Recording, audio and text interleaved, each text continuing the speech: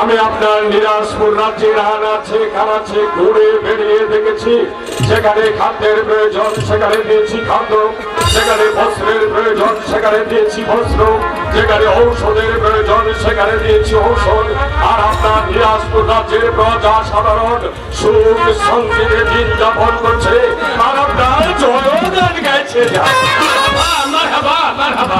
সত্যি আপনাদের কাজে আমি সন্তোষে উজেরে আলা। একটা কথা খেয়াল রাখবেন, রাজ্যের রাজা এবং রাজ কর্মরাজ্জারীরা যদি কাজে গাফলতি দেখায়, তাহলে রাজ্যের প্রজা সাধারণ অলস হতে বাধ্য। আপনাদের প্রতি আমার অনুরোধ, আপনারা সবাই সতর্কভাবে কাজ করবে। আমি তাই করবো জনাব, সেদিকে আমি তীব্র দৃষ্টি রাখবো জনাব। সাহেব, বলুন জনাব। রাজ্য পরিচালনা করতে করতে আমি বড্ড ক্লান্ত হয়ে পড়েছি, তাই আমি স্থির করেছি কিছুদিনের জন্য শিকারে যাব। এতে আপনার কি অভিমত?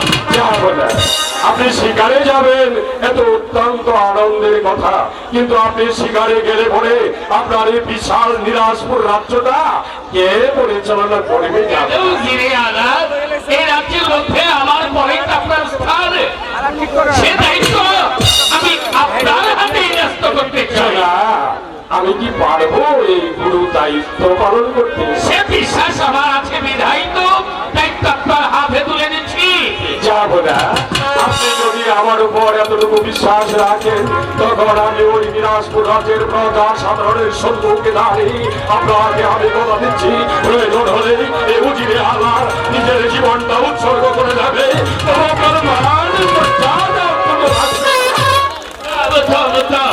সত্যি আপনার কথায় আমি মুগ্ধ হয়েছি। কিন্তু বলুন, আপনি শিকারে যাবেন, কিসের যুগে যাবেন? আপনি কি অশ্ব আরোহণে যাবেন নাকি বজ্রা যুগে যাবেন? আমি শিকারে বজ্রারোহণে যেতে চাই। আমি তাই করছি। থাকবে আমার ঘোড়া।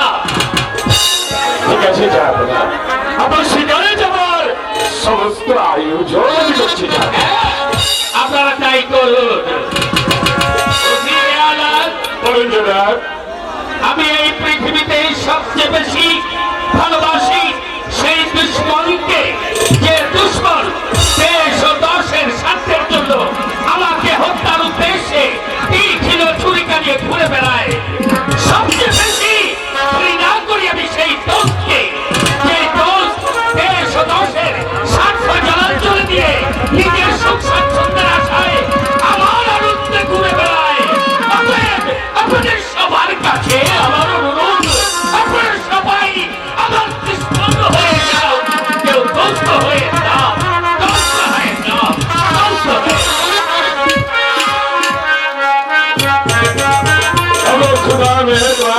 তোমার কাছে আমার একটাই চাওয়া, আমি যতদিন পর্যন্ত এই পৃথিবীতে বেঁচে থাকবো, ততদিন পর্যন্ত যেন ওই নিষ্ঠাবান বাদশার চাকরি করতে পারি। এইটুকু তোমার।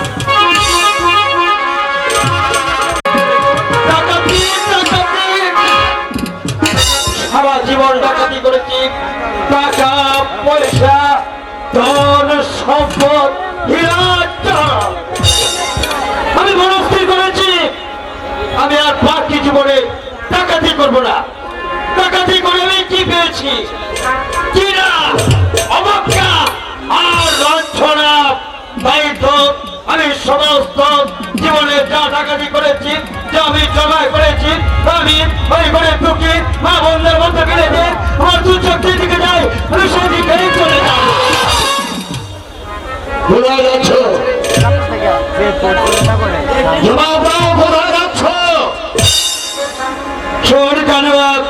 আমি মনস্থির করেছি আমি আর কোনদিন ডাকাতি করবো না। ওই ডাকাতির পর ইস্তফা দিয়ে আমার চুরি চোখের দিকে যাই, আমি সেদিকে চলে যাই। তুমি ভুলে গেছ, সরকারের রাস্তায় নিজের ইচ্ছায় প্রবেশ করা যায়, কিন্তু এখান থেকে ফিরে যাওয়া যায় না। সরকারের হুকুম ছাড়া এখান থেকে একটি অগ্রসর হতে পারবে না। তাহলে যদি তুমি আমার পথ আটকে রাখবে, আমার হাতে যতক্ষণ যে তরবারি আছে ততক্ষণ পর্যন্ত কেউ আমাকে আটকে রাখতে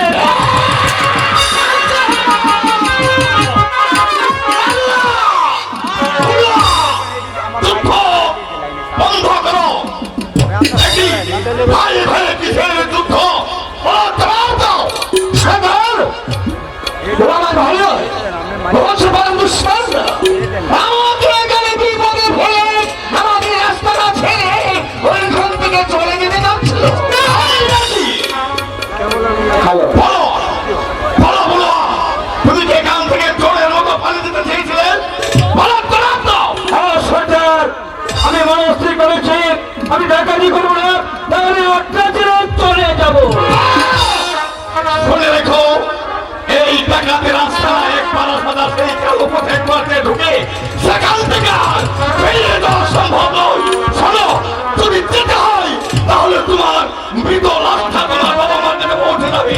এখন ভেবে দেখো, আমাদের সঙ্গে থাকবে না চলে যাবে। চলে গেলে থাকবো না, থাকবো না, থাকবো না, আমি চলে যাবো।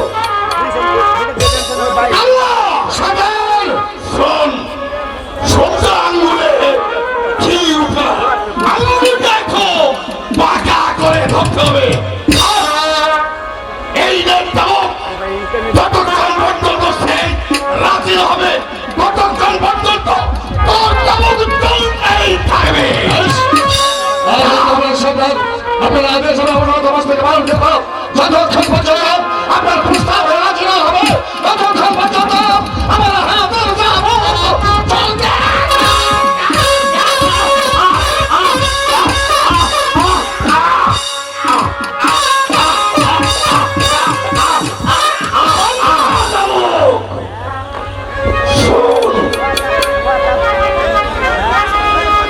এইভাবে হবে না, তাকে তাবুকে দিয়ে রাখি কোনো সম্ভব হবে না। তবে কি হবে সরকার? শোন, বলো, সরকার, এই দেখ আমার হাতে দেখি দেখতে পাচ্ছিস, শোন, এর মধ্যে 3টা গুলি আছে। আমি 1 থেকে 3 বলার সঙ্গে সঙ্গে যদি রাজি হস তো ভালো, আর যদি রাজি না হস তাহলে তোকে এই পৃথিবীর মায়া ছেড়ে চলতে হবে।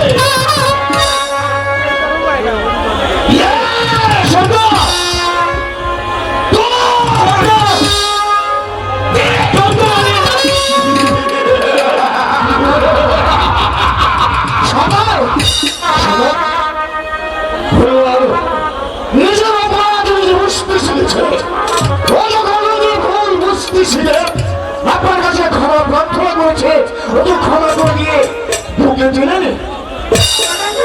আই, এই আমি হাওয়া বলে দিচ্ছি, তুই আমার বুকে আয়।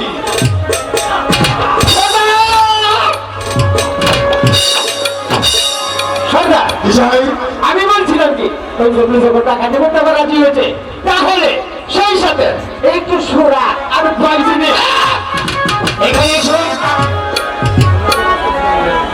তুমি শুধু অনুমতি নেবে আর কিছু না। সরকার, আপনি অনুমতি দিয়েছেন? বলুন সরকার।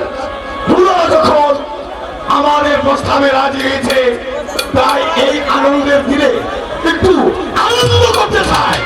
আমরা সাক্ষী পাইছি, এদেরকে নিয়ে আয়, ওরা নাচবে গাইবে, আমরা মরছে দেখবো।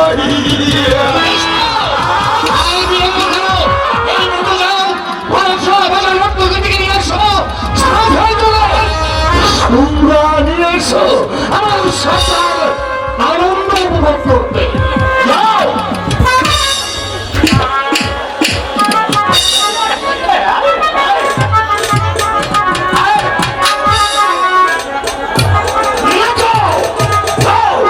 নাচের গানে আমাদেরকে পাগল করে দাও।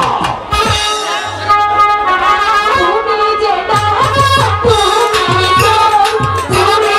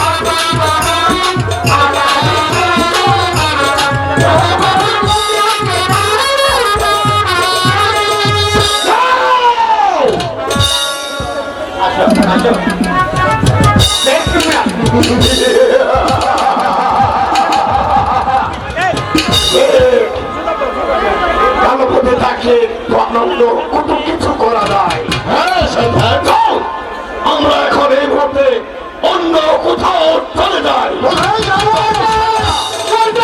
একটা শুভ সংবাদ আছে। শুভ সংবাদ সরকার, একাত্তর বাচ্চা তার দল বন্ধে ওই পথে শিকারে আসছে সরকার।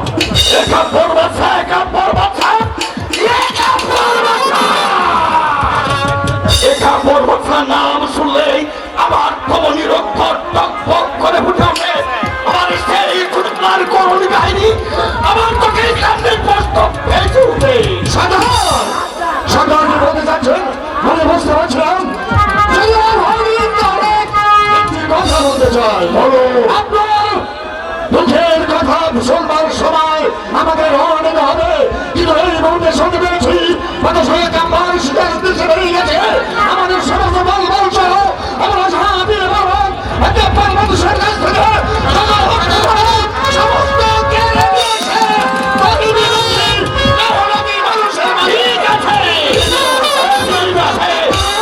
প্রায় এই মুহূর্তে চলে যাচ্ছি গভীর অরণ্যে, সেখানে গিয়ে এই পাথর সব কিছু হরণ করে নিয়ে আসবে এবং এই দুঃখী মানুষের মধ্যে আমি সব ফিরিয়ে দেবো।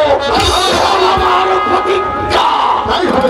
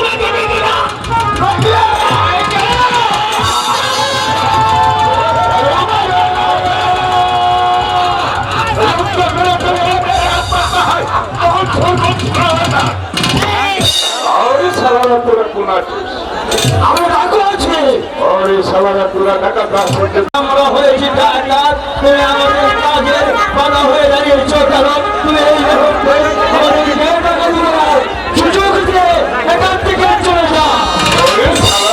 पूरा अच्छा डक्कू है, हम जंगली जानवर का कहा है और पूरा यह जंगल पर डका भी कर सकता है। नहीं डका कर हम जंगली आदमी यह जंगल चारों पर रहेगा।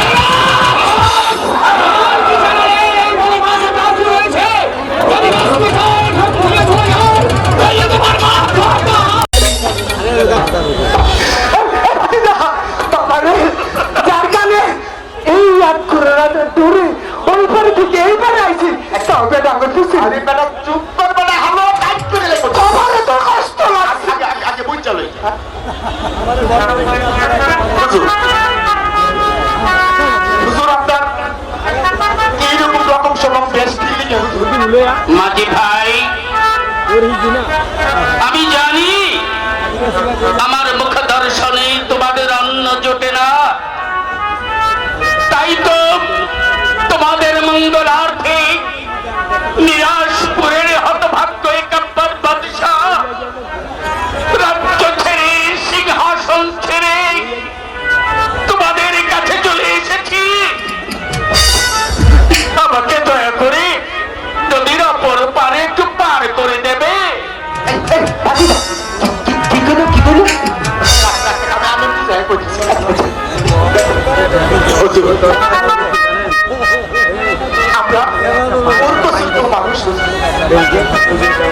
আমরা বুঝতে পারি নাই এই পৃথিবীতে সন্তান দেওয়ার মানি একজন আমরা না জেনে না বুঝতে হুজুর অনেকেই সন্তান নাই যাদের তাদেরকে আমরা আত্মরা বললাম ঘৃণা করি হুজুর, সেটা ভুল করছি হুজুর। হুজুর মাফ করে দেন হুজুর, আপনি আমার আমার আমার মামার সমতুল্য হুজুর। আমার মা এখন না, দোষ তোমাদের নয়, দোষ আমার ভাগ্যের, আমার অদৃষ্টের। যদি তাই না হবে আমার রাজ্যের প্রজারা কেন এক একে সবাই চলে যাবে? তোমরা আমাকে অপর পারে একটু পার করে দাও। ঠিক আছে, নাই উঠে নাই উঠে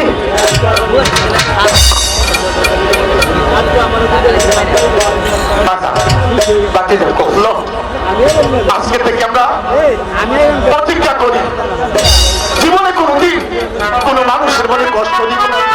আমার কথা আজ আমাদের যেন কেউ কষ্ট না হয়। ঠিক আছে